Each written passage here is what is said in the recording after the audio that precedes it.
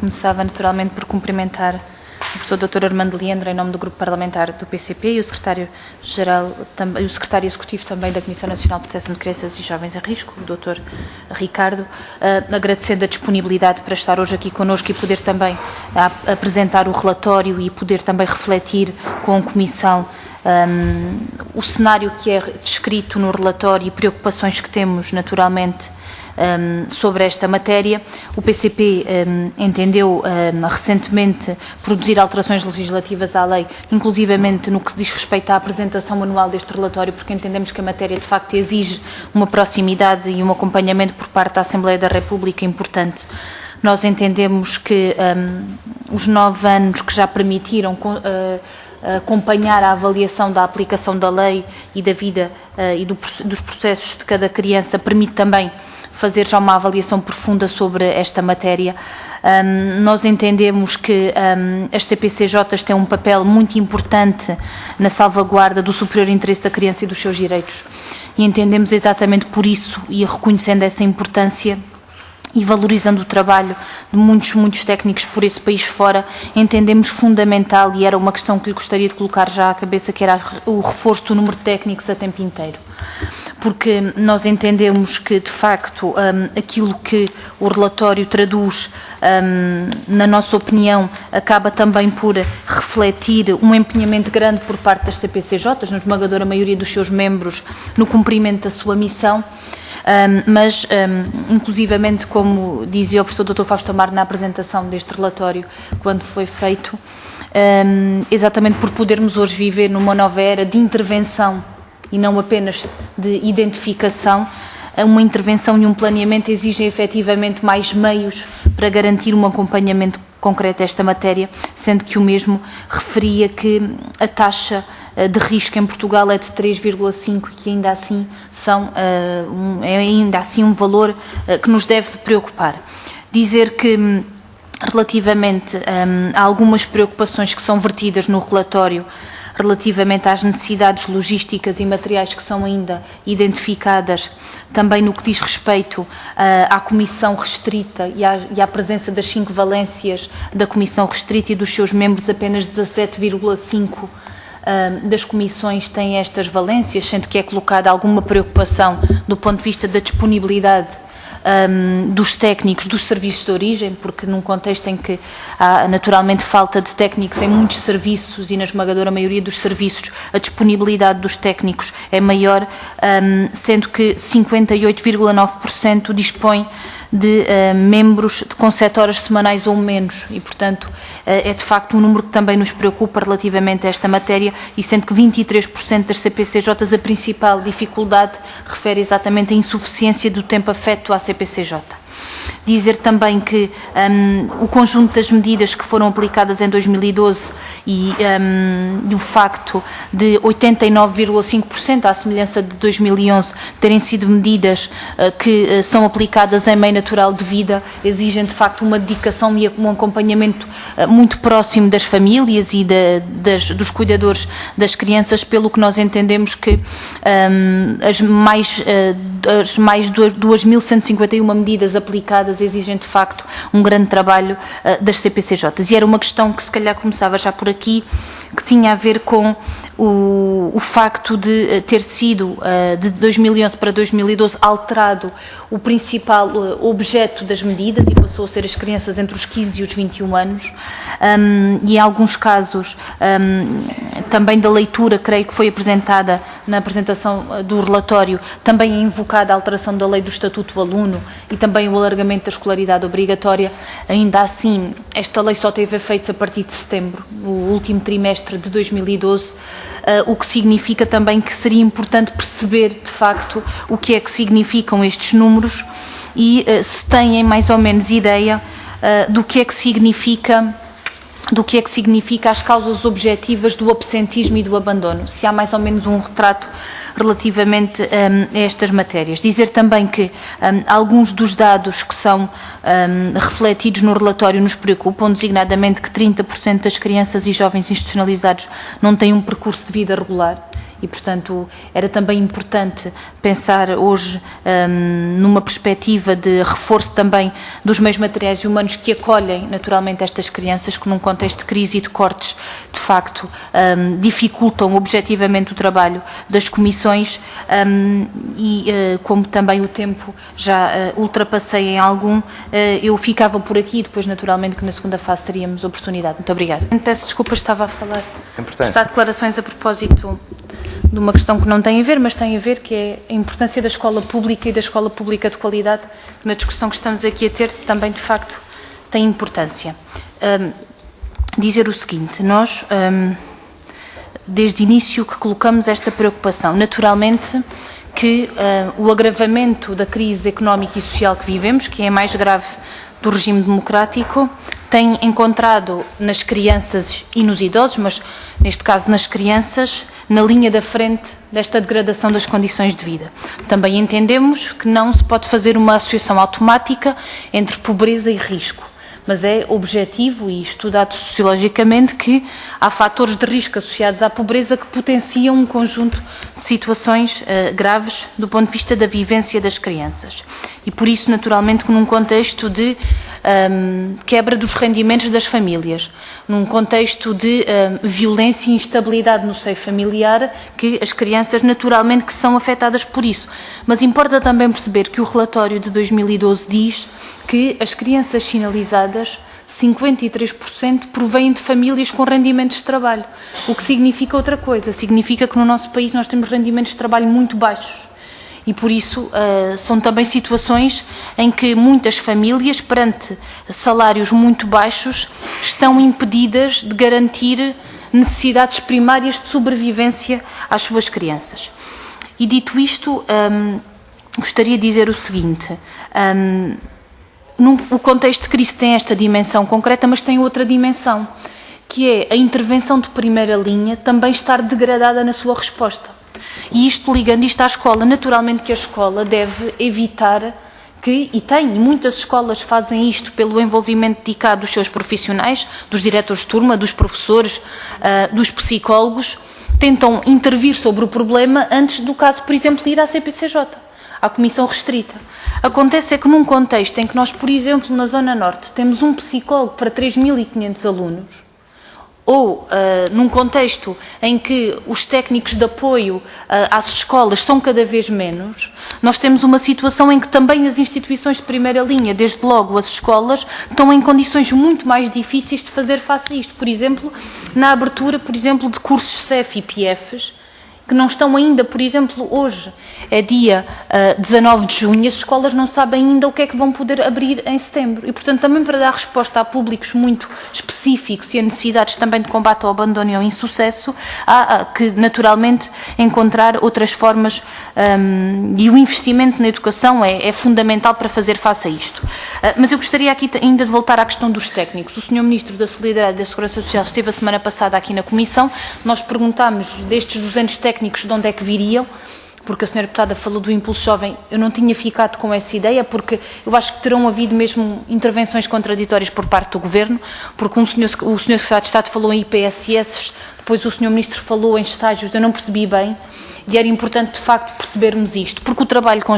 das CPCJs são a vida das crianças, e portanto isto naturalmente que exige uma estabilidade e uma regularidade no acompanhamento que não pode estar à mercê de estágios e da instabilidade associada a isso. E, portanto, o que nós gostaríamos de perceber é se são técnicos das IPSS, são técnicos de apoio às CPCJs, são técnicos da Segurança Social que finalmente vão ter a disponibilidade necessária para isso, porque também uma coisa que entendemos negativa é ser a Segurança Social a estrutura pública que menos disponibilidade dá aos seus profissionais, porque o único protocolo que existe é com o Ministério da Educação, das 17 horas semanais. Nenhum outro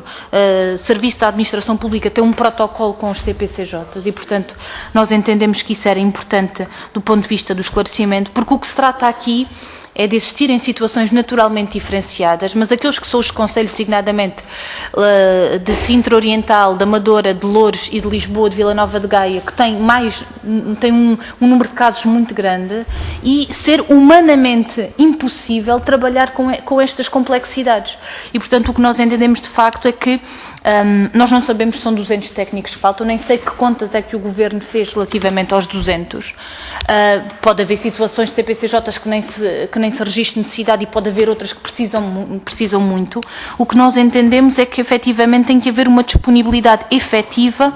e um percurso regular de acompanhamento às crianças. E ia só terminar dizendo o seguinte: é muito grave, e eu acho que de facto, ainda que seja um aumento muito mínimo, o aumento do número de casos de mendicidade, nunca termos chegado a uma situação desde 2007 da erradicação do trabalho infantil, porque continuam a registrar-se situações de trabalho infantil, do abandono ou entrega a si próprias. Houve um aumento de crianças nestas situações, para além de que a questão que também foi já colocada pelo Sr. Presidente relativamente à violência doméstica, e 97% das crianças sinalizadas, 97%, são expostas a situações de violência doméstica. Eu recordo que uma declaração da Presidente de uma CPCJ, numa reunião que fizemos, ter dito que, quando perguntou a uma mãe que estava a acompanhar o caso se havia situações de violência doméstica, ela disse: não há casa em que não entre o sol. E, portanto, não há casa em que não entre o sol, como quem diz que em todas as casas. Isto, infelizmente, é uma realidade que marca a vida, e marca profundamente a vida e a personalidade de muitas crianças. Eu queria apenas só aqui fazer uma pergunta que tinha a ver com a diferença entre absentismo escolar e abandono escolar. Porque, naturalmente, que o Estatuto do Aluno refere absentismo, porque automaticamente, com a ultrapassagem do limite de faltas, a criança ou o jovem é sinalizado, mas abandono escolar, nós estamos a viver situações graves em que, por exemplo, nós, visitando muitas escolas, nos dizem que há situações efetivas de abandono, porque não há condições, na escolaridade obrigatória, em que não há condições das famílias, por exemplo, fazer face ao pagamento do passo escolar, e que, por exemplo, há situações em que há abandono escolar para fazer face a uma situação de desemprego e de perda de rendimentos da família. Portanto, isto são também sinais que nos preocupam, pelo que isto significa de não garantia de situações de desenvolvimento integral da criança, e que naturalmente teremos que acompanhar. Nós apresentámos já uma proposta de alteração à Lei de Crianças e Jovens em Risco, que esperemos ter condições de ser discutida, e terminava com esta questão. O Governo assumiu que vai rever a lei, referiu também que vai rever a Lei Tutelar Educativa. Eu coloquei, do ponto de vista do PCP, as preocupações ao Sr. Secretário de Estado relativamente ao perigo que é rever estas duas leis em simultâneo com o objetivo da sua fusão, porque isto seria um retrocesso de muitos anos, e, portanto, não foi claro que tenha sido neste nível, porque também conhecemos das inspirações deste Governo relativamente a antigas reflexões de que a Lei Tutelar Educativa e a Lei de Crianças e Jovens em Risco deve ter uma ligação muito profunda. Nós temos muitas dúvidas sobre isso, temos todas as dúvidas, aliás, sobre isso, e, portanto, era também perceber se da parte da Comissão teria havido algum contacto, alguma informação, algum esclarecimento, no sentido de que, em que sentido é que vão as alterações à lei que estão anunciadas por parte do Governo, porque esta lei e o papel e a missão das CPCJs não tem nada a ver com a Lei Tutelar Educativa, não tem a ver, porque são situações completamente distintas, e que é importante preservar essas diferenças e salvaguardar essas diferenças, e da parte do PCP, naturalmente, que teremos que continuar a acompanhar com muita preocupação esta matéria. Muito obrigada. Sr. Presidente, queria, em jeito de conclusão, de agradecer mais uma vez a disponibilidade para estar hoje aqui a refletir sobre o relatório de 2012, e, em jeito de conclusão, dizer o seguinte: uma taxa de risco de crianças de 3,5% é grave, 69 mil crianças e jovens acompanhados em 2012 é grave, e é um sinal muito preocupante. A degradação das condições de funcionamento das CPCJs no que diz respeito à disponibilidade dos técnicos é grave, e preocupa-nos que, e nós não tínhamos percebido isto, mas de facto voltou a estar em cima da mesa, que o recurso a técnicos através de contratos de 6 meses do Impulso Jovem é andar a brincar com a vida destas crianças. Naturalmente que, num contexto em que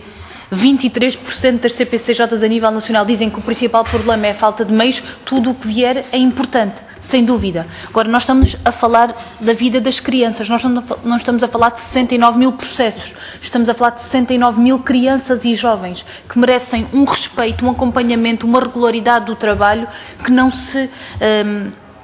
compatibiliza com estágios de 6 meses. É muito mais que isso. E por isso nós entendemos, e naturalmente, que os aperfeiçoamentos à lei a toda a hora podem ser feitos. O PCP apresentou um projeto de lei recentemente e esperamos podê-lo discutir com as propostas do Governo de reforço do papel das CPCJs.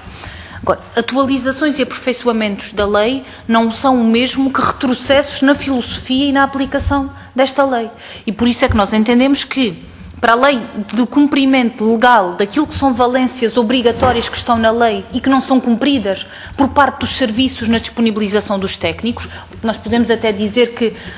em jeito de conclusão, o cumprimento da lei não está a ser feito por parte dos serviços que disponibiliza técnicos, porque não têm, em muitos casos, condições para isso. Não é por falta de vontade, é porque não têm meios humanos nos seus serviços disponíveis para isso. O que nós entendemos é que por cada 50 casos deve ser reforçado com um técnico da Segurança Social. Porque é fundamental o vínculo público em condições de valorização desta profissão e deste acompanhamento. Portanto, a nossa proposta relativamente a isto é garantir efetivamente meios para acompanhar as famílias e as crianças, porque as crianças têm problemas, porque as famílias têm problemas. E, portanto, o problema não fica na criança, o problema é um problema da família e do contexto. E por isso é que nós entendemos como muito grave o momento que se vive de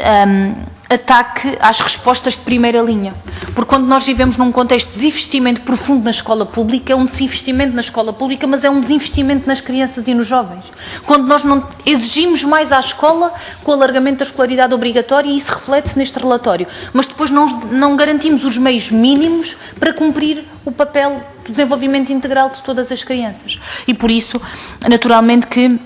acompanhamos com muita preocupação, num contexto de agravamento profundo da crise económica e social, da instabilidade, da violência física e psicológica com que as crianças estão afetadas, e por isso entendemos que da parte do PCP continuaremos a exigir o reforço dos meios técnicos em condições de estabilidade e em condições de continuidade no acompanhamento, com vínculo público efetivo. Entendemos muito grave, por exemplo, o caso da CPCJ de Braga, que já denunciámos, da retirada de 3 técnicos que estavam na CPCJ. E entendemos que não é um bom exemplo na importância que se dá a esta matéria, e entendemos que o Governo pode naturalmente e existem necessidades objetivas de aperfeiçoamento de algumas matérias, por exemplo, a territorialização da CPCJ